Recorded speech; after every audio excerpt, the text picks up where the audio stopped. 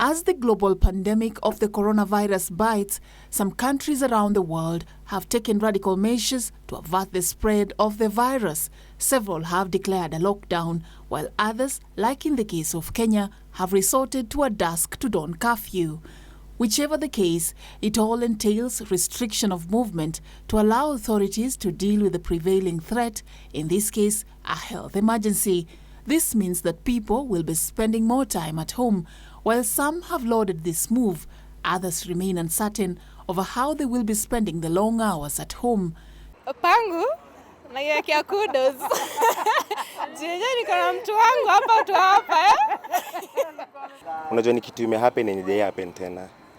Ukiambiwa ufike kwa nyumba by saa moja, mtu anajiuliza like na ufai kutoka. It's quite confusing. Serfine Achieng is a marriage counselor and a parental coach. She says that the stay-at-home order is a golden opportunity for families, especially those that were on the brink of falling apart, to reunite. It was a picture on social media of a man running away and says, I can't stay in the house.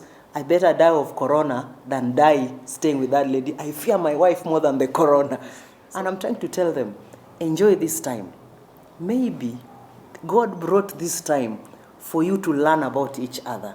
Her husband, Serfine Achieng, is a public health expert. Despite his busy schedule, he has been compelled to work from home. So I'm currently teleworking, but it's very busy because we are on call half the day. So I have turned my bedroom into my office. And this is his advice to men who are feeling out of place, having to spend their entire day at home. So opportunities like this to bond with family are gems. They are things that fathers should cherish. Their sons are taking advantage of the situation to catch up on their studies as they also get involved in the family activities. What are you missing? What are you missing about going to school every day? Learning, playing, and teaching. It's about time so that I can catch up on what I hadn't learned before, and I can be ready for my exams when they come. My brother has exams coming up, so I have to help him. He's also a student as well, so during the day I have to help in the house, I have to help them study and anything else in between. To stay productive and to keep boredom at bay, the Achiengs have had to make a few adjustments by engaging in diverse activities. I told them you can start a new game. If you play chess, like my eldest is always playing chess, you can play tennis indoor. You can learn how to sew, you can knit. Men bake, men cook. You can cook. So I try to make it look like it's not only a woman's thing, but it is for the whole family.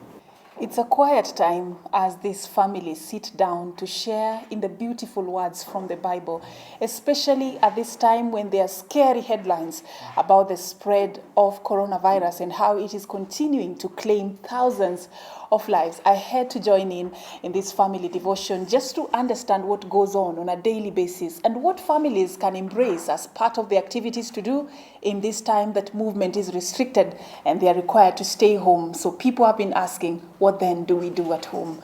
And it is words like this and beautiful songs, soft music that families can engage in as a way to make such a scary moment lighter.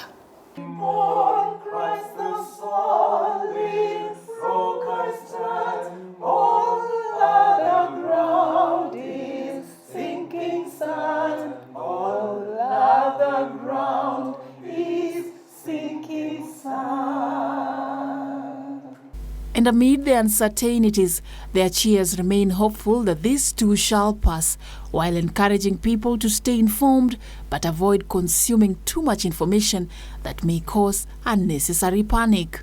For Channel 1 News, I'm Serfine Achieng Ouma.